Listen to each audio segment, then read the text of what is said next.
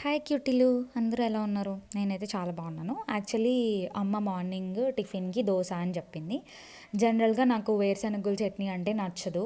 అంటే పీజీలో వేరే ఆప్షన్ లేక తినాల్సొస్తది కానీ, నాకైతే ఇష్టం ఉండదు. ఇష్టంగా తినేది చికెన్ కర్రీ ఒకటిను, చింతామణి చట్నీ ఒకటి.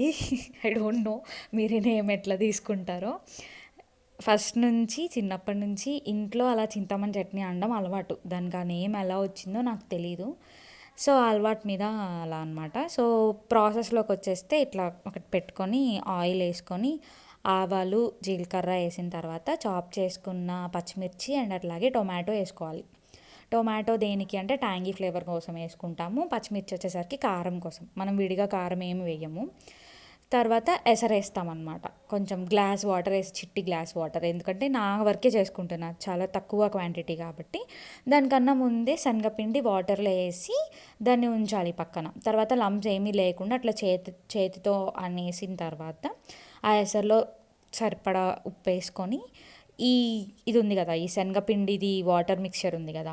అది కలుపుతూ వేసేయాలనమాట. కలుపుతూ వేయడం ఈజ్ బెస్ట్. ఎందుకంటే లంప్స్ ఏమన్నా ఫామ్ అవుతాయేమో అన్న దాంతో. సో, అయిపోయిన తర్వాత చిక్కపడే వరకు అట్లా చూసుకొని చిక్కపడ్డాక కట్టేయచ్చు. అండ్ దోసతో పేర్ చేస్తే చాలా బావుంటది. నచ్చితే ట్రై చేయండి. And thanks.